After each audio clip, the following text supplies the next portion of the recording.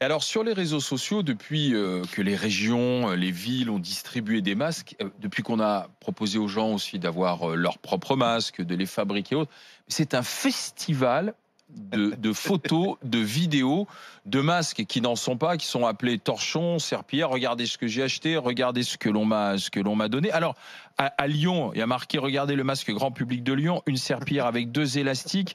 Où est passé le respect? Alors il y a une chose qui se passe aussi, c'est que pour bon nombre de ces masques qui sont donnés ou distribués, les gens les mettent tout de suite. Or, parfois, il y a un petit mode d'emploi où ils disent qu'il convient soit de passer un coup de séchage dessus, soit de les passer au fer à repasser, soit de les mouiller, et ensuite, il y a une rétraction du masque et vous pouvez le mettre. Oui, on a critiqué les masques d'Anne Hidalgo, la maire de Lyon. Rachel Dati a fait une sortie en disant que c'était des masques qui étaient comme du PQ, quoi. En fait, ça tenait pas. Et là, donc, on a la mairie de Lyon qui visiblement a distribué des masques qui ressemblent à des serpillères.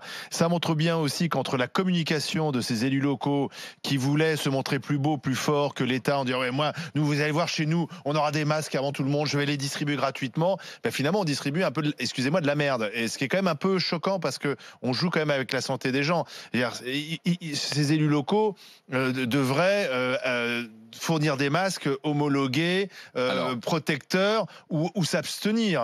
C'est ça qui est le problème. Après, tout le monde n'a pas des masques, donc effectivement, on s'en fabrique soi-même, et c'est pas toujours génial. Alors, sachant que, je répète, à chaque fois quand les masques arrivent, il y a une notice d'explication. Alors, pour bon nombre d'entre eux, certains, il faut les mouiller ou les repasser, et ensuite il y a une rétraction de la toile et ça devient des masques. Vous avez vu ces problèmes? Vous avez connu ces problèmes ou pas, Étienne? Non?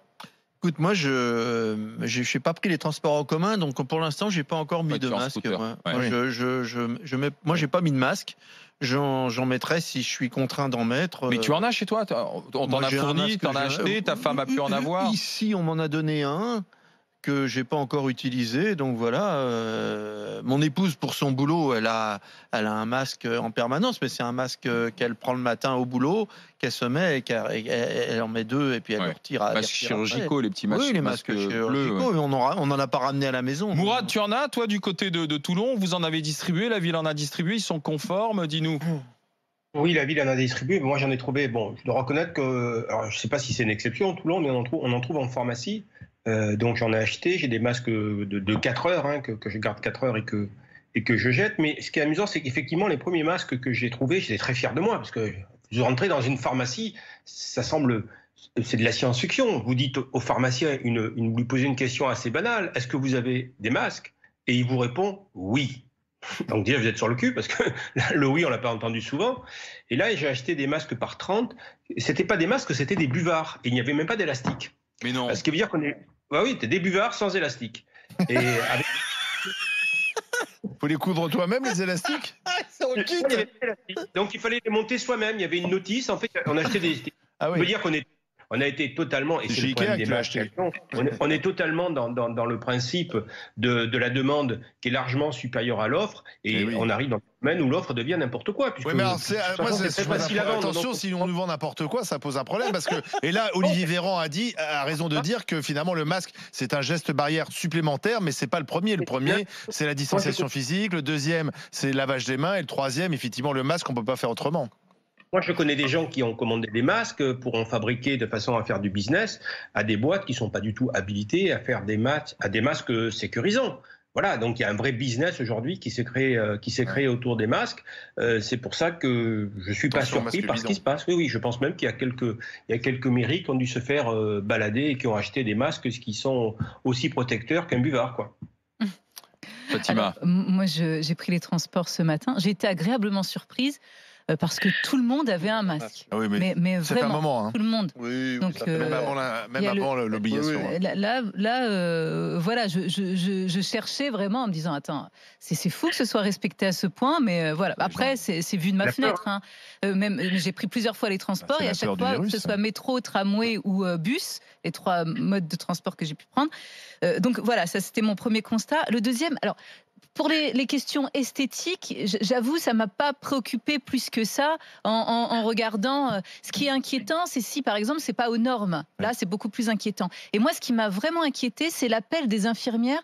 Vous avez vu, il y a des infirmières qui travaillent, qui vont reprendre, qui ont écrit un texte. C'est un collectif d'infirmières, mais qui travaillent sur tout ce qui est bloc, voilà, pour la chirurgie, et qui vont reprendre encore plus là des chirurgies et qui s'inquiètent d'avoir les masques, comment ils s'appellent, FFP2, et elles craignent une pénurie. Donc on n'est pas encore sorti de ces questions-là. Et je trouvais, voilà, si vous pouvez trouver leur tribune assez facilement, et je trouve, enfin, ça m'a plus intéressé, moi, que la question esthétique des masques. C'est pas esthétique, est-ce qu'ils sont efficaces? Non, mais là, quand on disait ils sont moches, par exemple. Ils sont censés être homologués, tous ces masques. Hein.